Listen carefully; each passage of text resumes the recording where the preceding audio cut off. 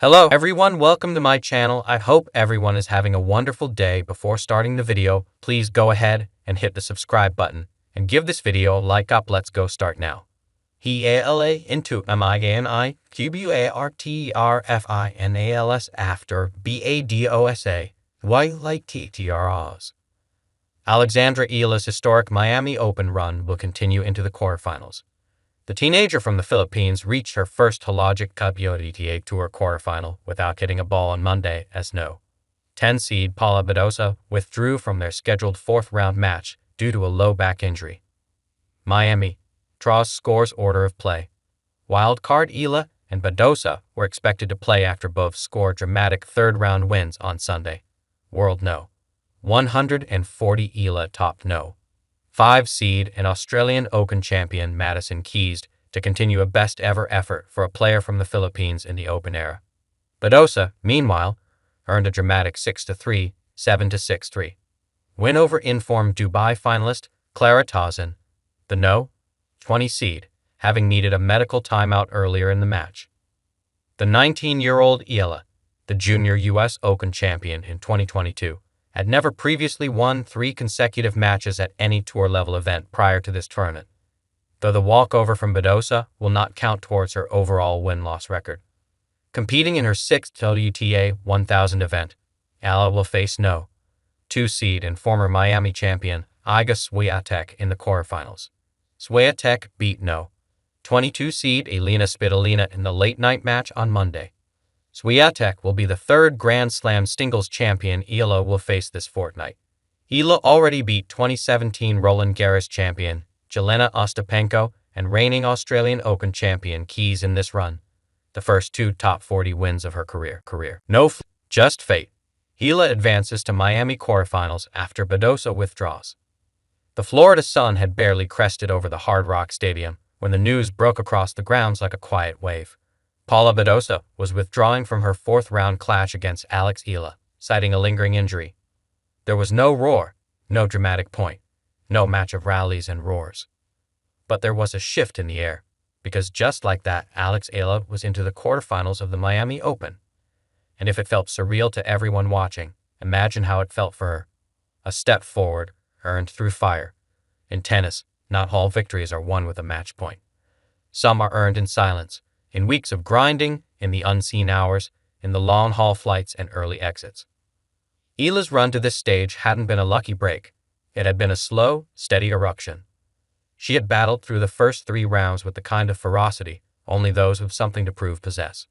Her wins had been clean, methodical, filled with fearless shots, calm in the big moments, and a maturity beyond her 19 years. And now, after Badosa's exit, she stood as the youngest Filipina, and one of the youngest players ever, to make it to the quarterfinals of a WTA 1000 event. Not by accident, by arrival. Mixed emotions in the locker room when the official told her the news that Badosa's withdrawal would send her straight into the last 8. Eala didn't jump, didn't scream. She simply sat down, took a breath. "Wow," she whispered, more to herself than anyone else. "I'm in the quarters." It was a strange kind of victory. No racket swung, no rally played, but the significance. It thundered. She thought of the years in Spain at the Rafa Nadal Academy, of waking before dawn for training, of losses in empty courts, of the visa issues, of being the lone Filipina face in draws dominated by giants. And now, here she was, quarterfinalist in one of the biggest tournaments in the world.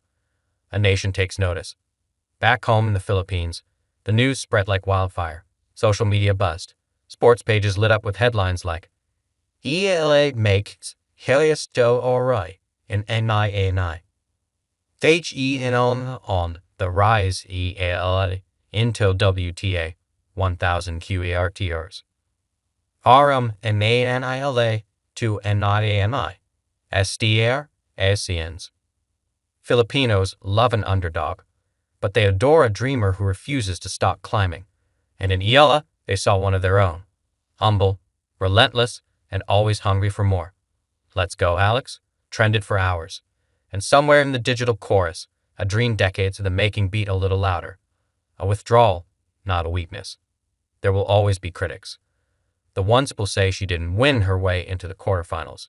That luck played its part, and maybe it did, but only in the way all success does.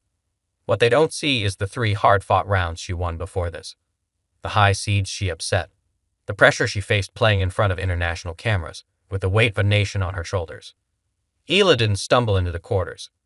She forced the door open. The withdrawal was just the key that turned the lock. Preparation, not celebration. When asked after the announcement how she felt, Eala smiled, small, thoughtful. "It's unfortunate to go through this way," she said. "I have so much respect for Paula. I wish her a fast recovery." Then, without skipping a beat, she added, "But I'll use this time to prepare. I know it only gets harder from here." That's Alex. Even in the moment of her biggest career breakthrough, her eyes are already forward, already focused, already working. Because she knows what waits on the other side. A top 10 seed, roaring crowds, a shot at the semifinals, and no more surprises. Just tennis, just war. The calm before the next storm. The extra day off is a rare luxury. Instead of straining in battle, Eala gets to train, recover, and visualize. Her team keeps her grounded. Her coach reviews film.